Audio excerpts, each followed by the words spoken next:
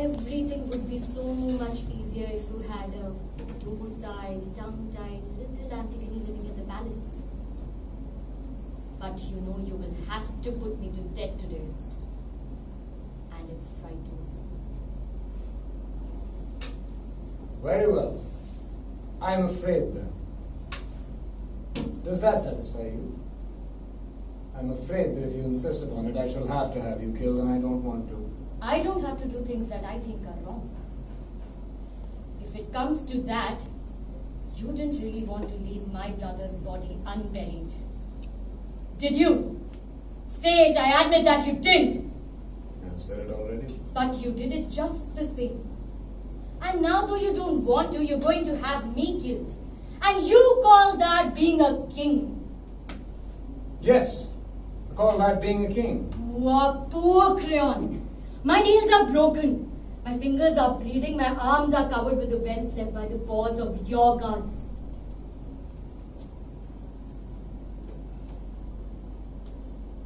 But I am a queen. Then why not have pity on me and live? Isn't your brother's rotting corpse beneath my window payment enough for peace and order in Thebes? No. You said yes and made yourself king. Now you will never stop paying. God in heaven, I'm trying hard enough to understand you. Why won't you try to understand me? There had to be one man who said yes. Somebody had to agree to captain the ship. She had sprung 100 leaks. She was loaded to the waterline with crime, ignorance, and poverty. Now do you understand? I'm not here to understand things. I'm here because I said no to you. It is easy to say no. Not always. It is easy to say no. To say yes, you have to sweat and roll up your sleeves and plunge both hands into life up to the elbows. It is easy to say no, even if saying no means death. All you have to do is sit still and wait. Wait to go on living. Wait to be killed. That's the coward's part. Now my part is not a heroic one.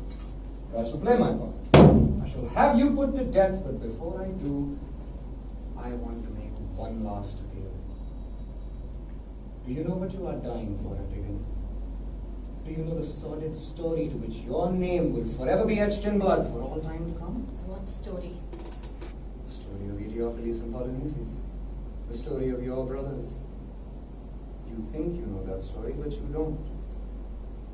Fact is, nobody in Thebes knows that story but me. And today I feel you have a right to know it too. It's not a pretty story, you should see.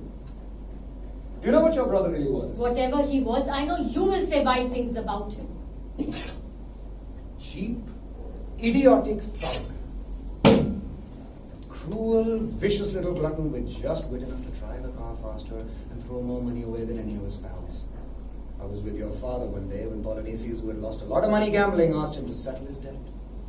When your father refused, the boy raised his hand and called him a vile name. That's a lie. He struck your father in the face with his fist. It's pitiful.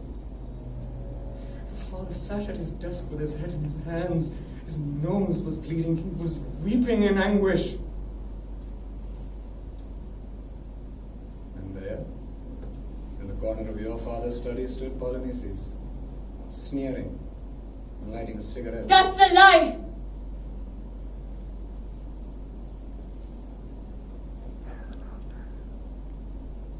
When was the last time you saw your brother alive? When you were 12 years old. That's true, isn't it?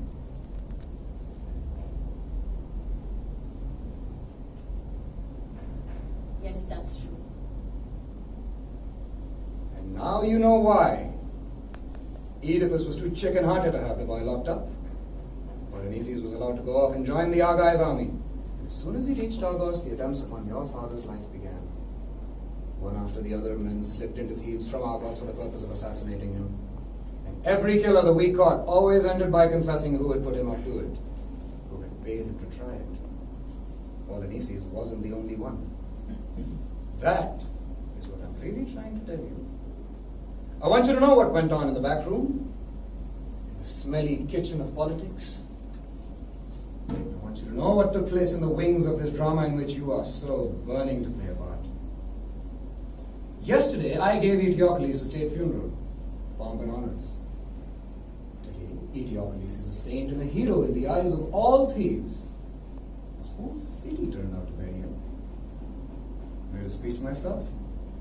And every temple priest was there with an appropriate show of sorrow and solemnity in his stupid face. Military honors were accorded the dead hero, but what else could I have done? People had taken sides in the civil war. Both sides couldn't have been wrong.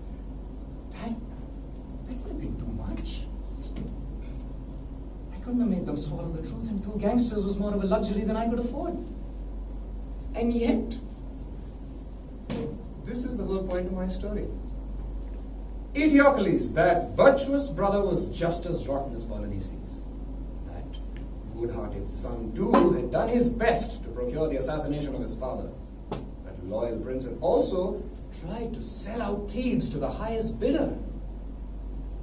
Funny, isn't it? Polynices lies rotting in the sun while Eteocles is given a hero's funeral and will be housed in a marble vault. And yet, I have absolute proof that every single thing that Polynices did, Eteocles had plotted to do. They were a pair of assassins, both intent in selling out each other and both intent in selling out Thebes. And they died like the cheap gangsters they were, over a division of the spoils. Each spitted on the other's sword.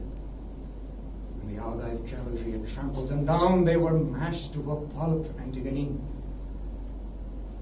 Had the prettier of the 2 carcasses brought in, and I gave it a state funeral. And I left the other to rot. I don't know which is which, and I assure you, I don't care.